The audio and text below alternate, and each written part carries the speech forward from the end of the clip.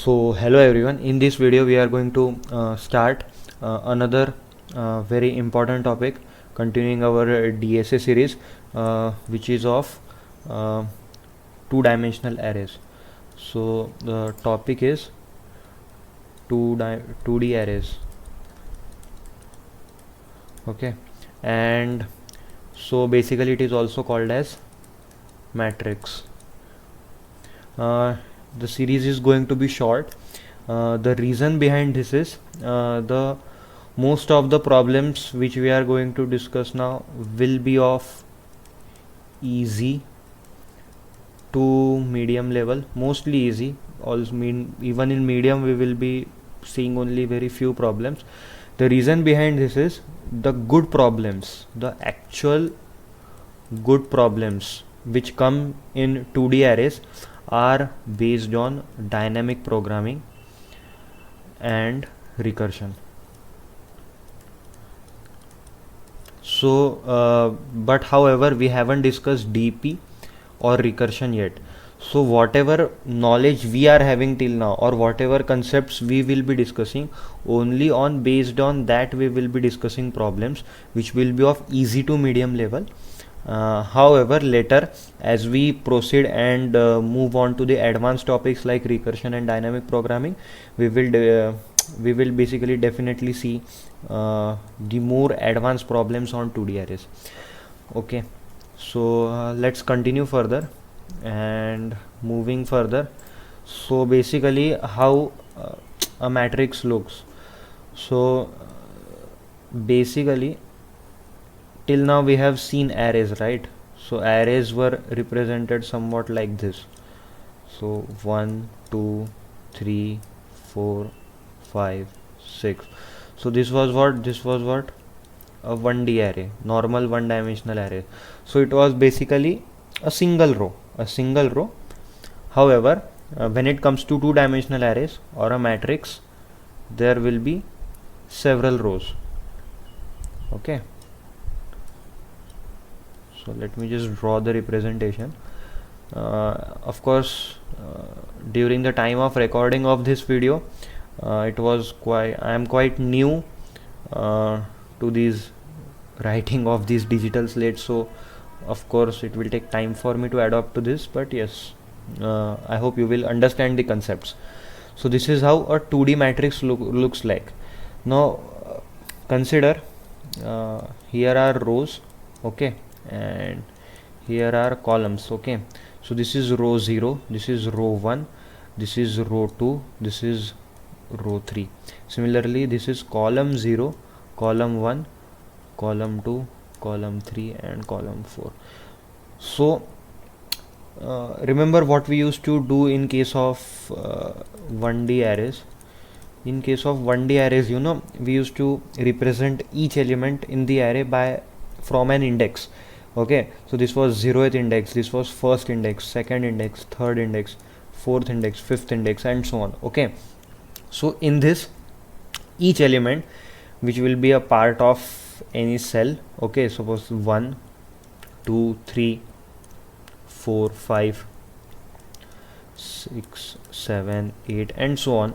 Okay, so basically each and every element will be a combination of two things, its row number and column number. So basically this element 1, the position of this number 1 will be given as 0, 0. So 0, 0 indicates 0th row and 0th column. Similarly, position of this number 7 will be given as 1, 1. So first row and first column. Similarly, position of this element 3 will be given as 0, 3. So it's like 0th row and second column. So any element x in the matrix will be given by a position I, j. Okay, I, j. Okay, where I denotes the row number and j denotes the column number. Okay, so it's quite simple. This was just the theory part actually. So this was just the theory part, and Rest I think is only the coding part, how we will actually code it and how to code a matrix, or just simple example like how to basically print a matrix. Okay, print a matrix. Okay, print a matrix. So, and secondly, how to take input as well. How to take input as well. Okay, like input from user input for a matrix. Okay, so these two things actually we need to study as far as this video is concerned. So I think the theoretical or the conceptual part is quite clear. So if I wish to explain you one more time, it's just remember that this is how a matrix looks like. Here there will be several rows and columns. Okay, and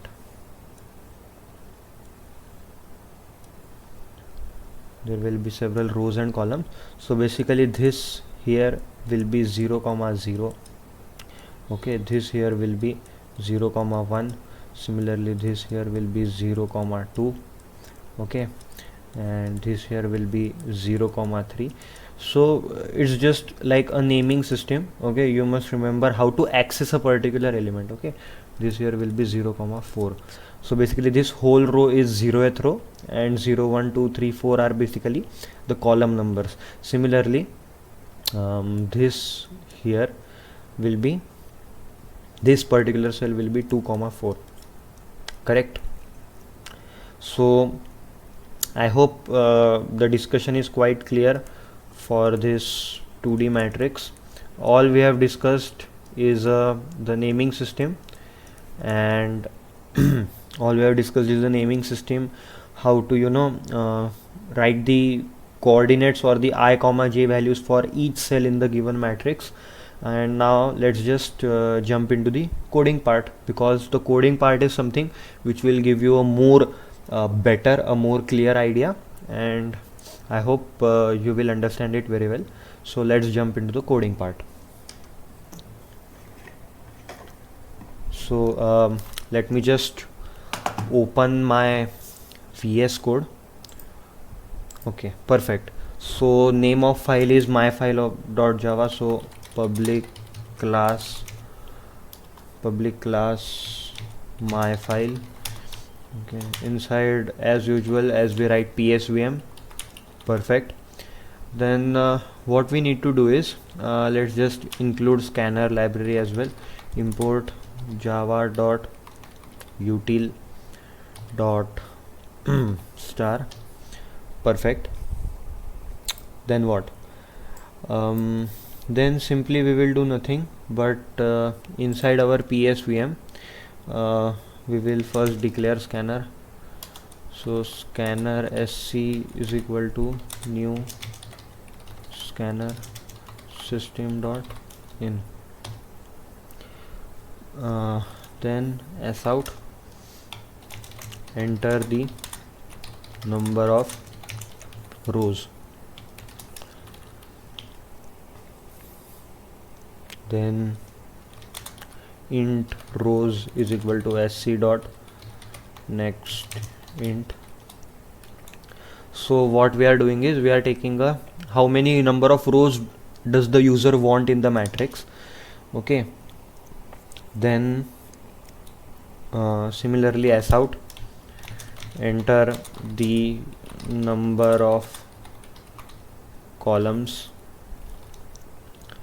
So enter the number of columns, and similarly int calls is equal to sc dot next int. Okay, perfect. Then what we will do is we will declare or define a matrix. So this is where the important thing starts. Syntax to declare a matrix. Okay, so and because we are doing in Java, okay, so this syntax is relevant to Java only. Of course the syntax may differ in other languages, however whatever concepts we will be discussing throughout these video series, the concepts are going to remain same. Okay, so it will be int empty square brackets. Okay, suppose the name of matrix is mat is equal to new int of rows and calls. Okay, so what does this particular line states? Okay, so let's understand this line first. Remember how we used to declare our array? In array we used to declare int something like this, then arr is equal to new int of 10. Okay, so new int of 10. Okay, so what does this line particular used to signify? This signifies that there will be an integer type of array named arr of length 10, correct? Similarly this particular line states that there will be a two-dimensional matrix. Okay, so that's why we are using two empty brackets. Okay, so two-dimensional array named mat with these many rows and these many columns. And from where are we going to get these rows and columns? This we will get through user input. Okay, this we will get through user input. Okay, so I hope this particular declaration syntax is clear. Then let's do one thing. Input matrix, we will write a function and in which we will pass our matrix mat, and similarly print matrix, we will declare one function and we will print matrix as well, and then sc dot close.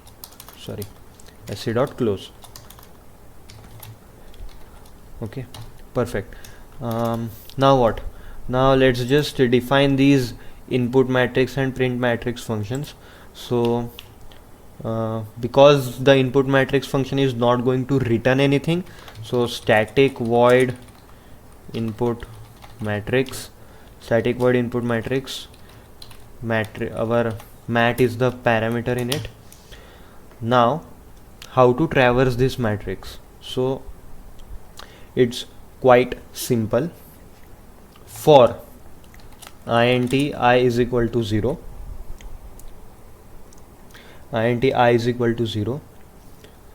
I less than mat dot length. Okay, so mat dot length basically gives the number of rows.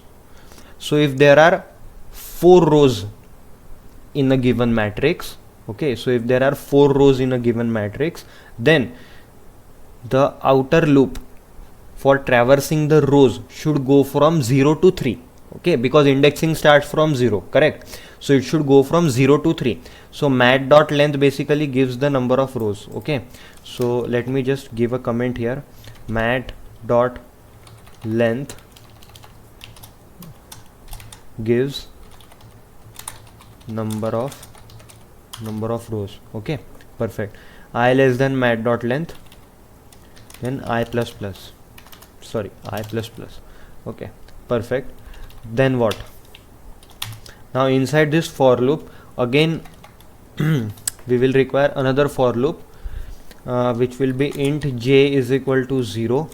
Okay, this time j less than mat of I dot length. Okay, so what is mat of I dot length? So for this particular row mat of I, what is the length? That is length of columns. Okay, so mat of I dot length gives number of columns. Okay, and j plus plus. Perfect. Then what? Okay, simple. Let's just do nothing. Mat of I of j. Okay, so matrix value at I of j. So at ith row and jth column, what value do we want? So we would also require scanner here as well. Scanner sc is equal to new scanner system.in new scanner, and mat of I of G will be equal to sc dot next int. Okay, perfect. Now what? We are done taking the input. Now let's declare function for printing the matrix. So static void print matrix, and what is the input? The input is matrix itself. So we just need to print. So for int I is equal to 0, I less than mat dot length I plus plus. Okay, so through this code you would get to know what is the general pattern of printing or writing code for any matrix. So this is how we traverse a matrix. Once you know how to traverse a matrix, it's easy to solve all the problems. Okay, it's easy to solve all the problems. So make sure you practice this alongside with me through the video, and keep practicing later as well. It will take you 1 to 2 tries to adapt with the code or the code patterns as far as matrix or two-dimensional arrays is concerned. But once you practice and master that very well, I can guarantee you that it will be easy for you to solve any problem in the matrix through the techniques and patterns we will discuss in the upcoming videos. But for that, in this very first video, you must understand how to traverse a matrix. Okay, how to traverse a matrix, and I think that is very important. So again, as usual, what we have done while taking input, okay, similarly we just now need to print the matrix. So for I is equal to 0, I less than mat dot length I plus plus. For int j is equal to 0, j less than mat of I dot length j plus plus. So s out, because we want them elements to get printed in the same line, so we will use only system.out.print mat of I of j plus a single space, and as soon as one row printing is done, we need to shift on next line. So s out, simple. So basically remember, this outer loop is for traversing row wise, and this inner loop is basically for traversing column wise. Perfect, column wise. Okay, so I don't think anything else required. All we need to do is sc.close just to remove that warning. Anything else in the warning? I don't think it should give. Import java.util.scanner if this is what is required, and nothing else. Perfect. So let's just try to run this code.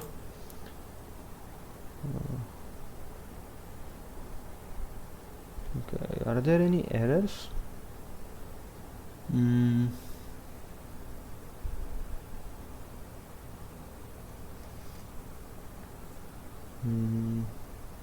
Nope.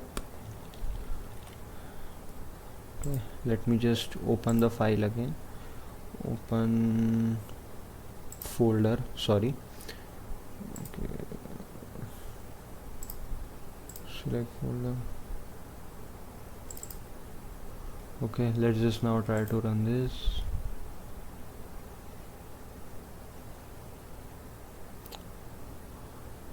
Okay, so I think there is some path issue. Let's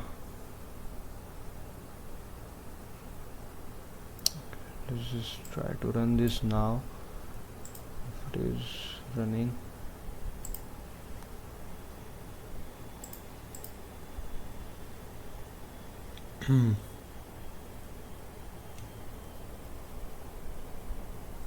Okay, I need to update. Oh, sorry.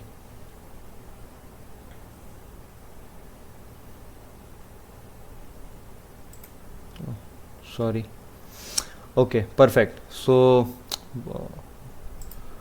okay, it just got updated, that's why mm, probably it wasn't running.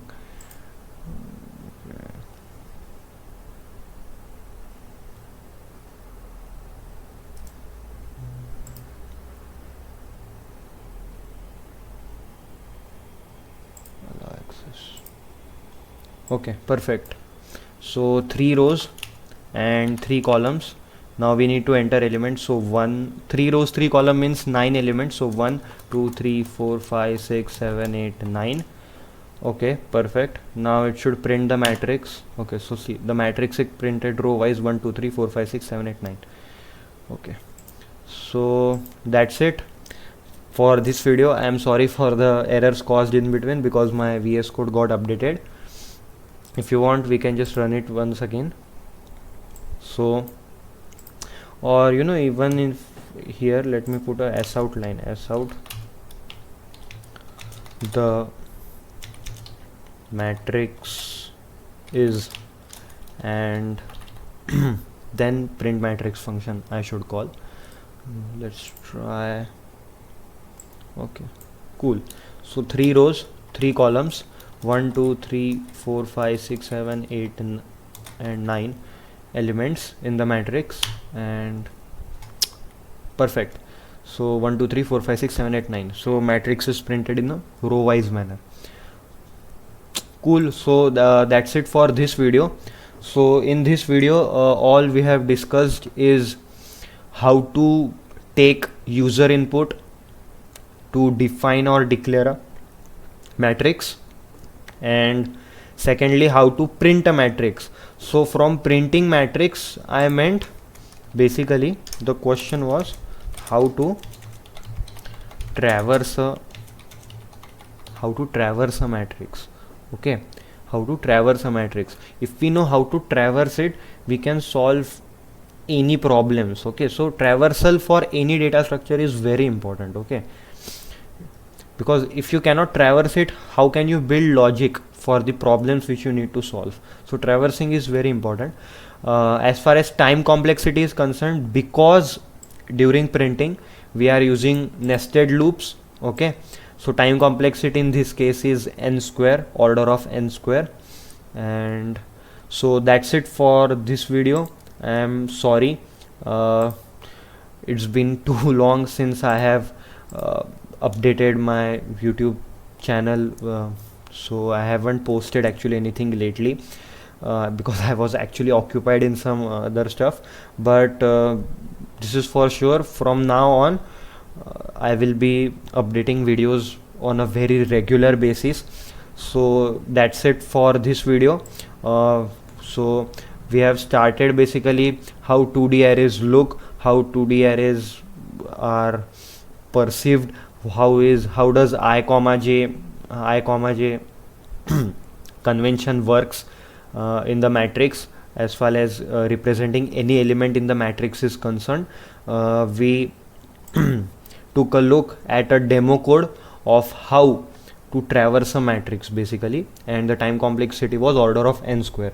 So that's all for this video. If you think I have contributed anything to your logic building, please do consider subscribing, and my only motive is to contribute to your logic building.